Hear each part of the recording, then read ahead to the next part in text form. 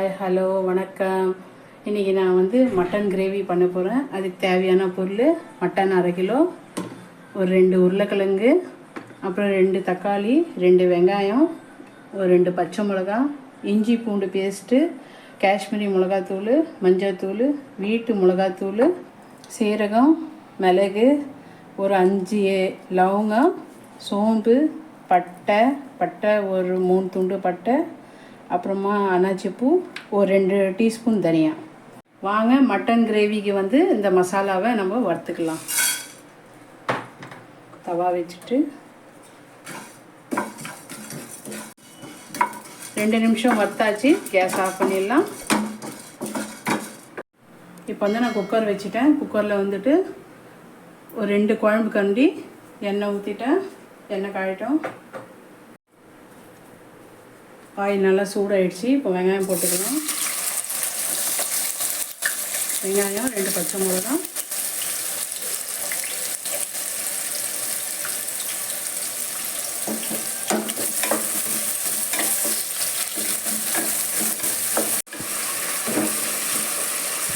வெங்காயம் நல்லா வதங்கட்டும். வதங்கிறதுனாட்டியும் நம்ம இந்த மசாலா நம்ம ஃப்ரை பண்ணது மிக்சியில் அரைச்சிக்கலாம். அவ்வளோதான். இந்த அளவு வதங்கினா போதும். இப்போ 2 டீஸ்பூனு இஞ்சி பூண்டு பேஸ்ட் போட்டுக்கலாம். நல்லா போட்டு கலக்கிட்டு இதுக்கப்புறம் இந்த 2 தக்காளியை போட்டுக்கலாம்.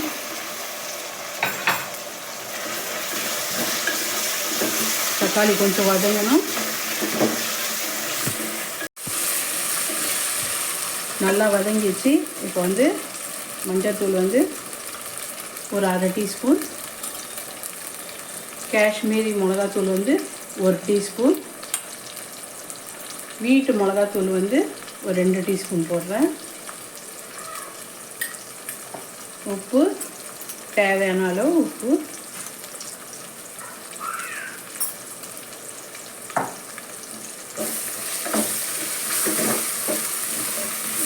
வதங்கிட்ட பிறகு இப்போ நம்ம அரைச்சி வச்ச மசாலா இப்போ போட்டுடலாம்.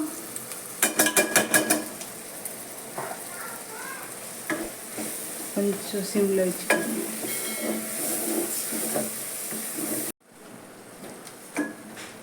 இப்போ நல்லா மசாலா நல்லா ரெடி ஆகிடுச்சு. இப்போ மட்டன் போடலாம்.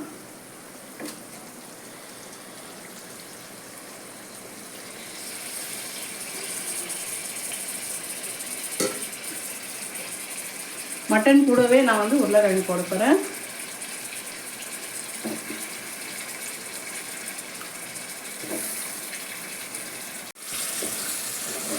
நல்லா கலரி விட்டுக்கோங்க.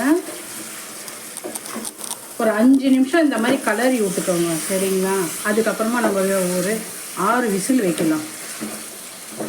குக்கர் மூடி போட்டு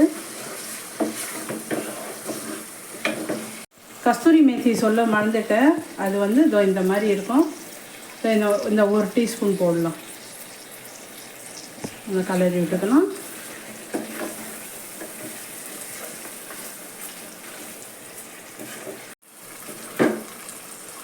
நல்லா மசாலாவில் ரெடி ஆகிடுச்சு. இப்போ இந்த ஒரு சொம்பு தண்ணி ஊற்ற போகிறேன்.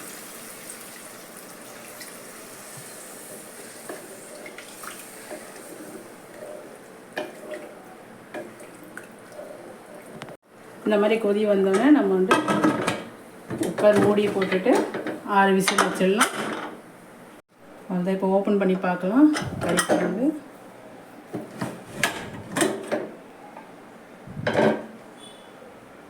நல்லா வெந்துடுச்சு. உருளைக்கிழங்கெல்லாம் கூட நல்லா வெந்துடுச்சு பாருங்கள். இப்போ கொத்தமல்லி போட்டுக்கலாம்.